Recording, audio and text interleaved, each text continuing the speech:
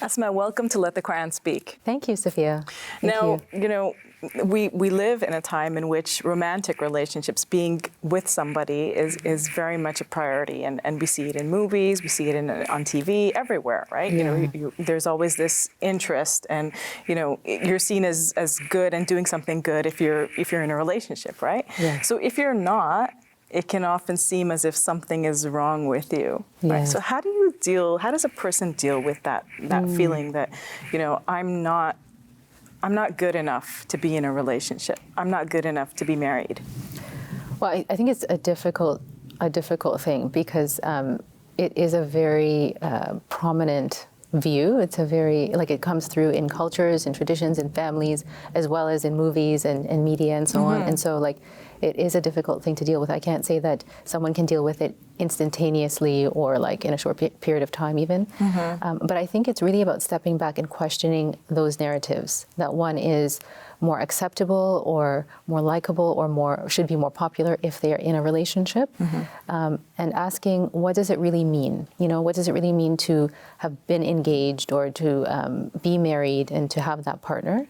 And is it really a source of fulfillment or not? And it can be, but also if we step back, we can find that we can find it outside of those relationships as well.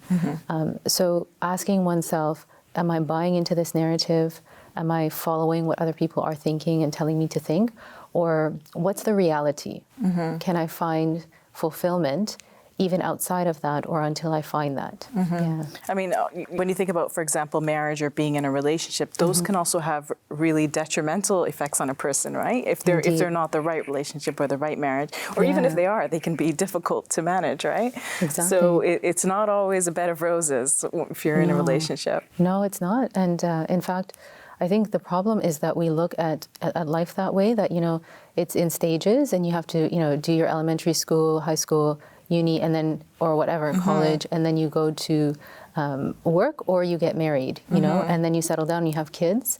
And because we follow that story, we think that then the bed of roses comes, and it's so problematic because actually, as you say, they can be challenging. And I think life isn't about everyone following that same story. It's really about everyone's own journey and the ups and downs that it brings. And, I always say to individuals that you can get married, but then you can find that for some reason you get divorced or you lose your spouse or something like that. And that's your journey. That's what your journey is meant to be. And if it is, then it's about making meaning from that.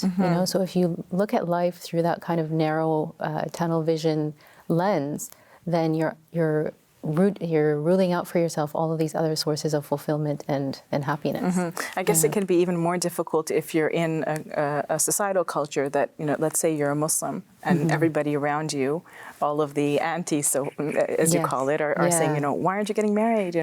Why haven't you found somebody yet? And that can put a lot of pressure on you as well. Yes, I find that a lot of women coming from minority cultures feel a lot of pressure to get married because of that. And I say to them that it's about stepping back and questioning that narrative. And I ask them for examples of women who have gotten married in that very community. What has happened to them? And not so much is marriage good or bad, because marriage is full of both, but it's more so what is actually happening in that situation for that person. What is their test? Do they have a test? And they'll always find that there's a struggle. They'll always find that there's a test. So then what is your test? If you're thinking that they have a bed of roses, so to speak.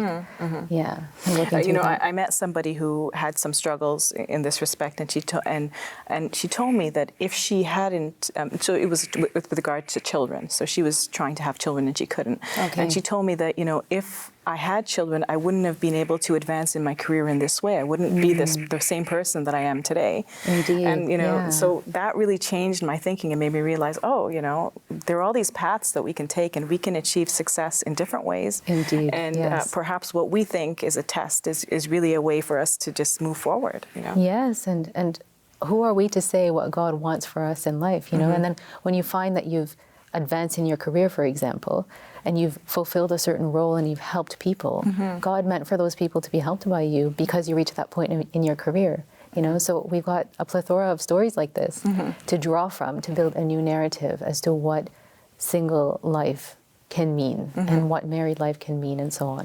Yeah. How can an individual pursue a sense of, or develop a sense of purpose and meaning when their path might not be, the end path might not be, I'm getting married or I'm in a relationship? That's a great question. I think it's about first finding meaningful connection. So that's through finding safety, belonging, and care in other relationships. And what I mean by that is care and belonging that's deep, like where you actually feel that you're identifying with a group or a person, that you have an important place in that relationship, that you're honored, and that they care for you, like they're there for you when you're sick, they're there for you in need. And how many of us really have those relationships? If we had more of those relationships, platonic relationships, then we may not feel as strong a need to be in a marriage, for example, or in a romantic relationship. And I'm not ruling that out. I think marriage is great. I support it. I believe that it's something that's really good. I believe it's what God ordained for us.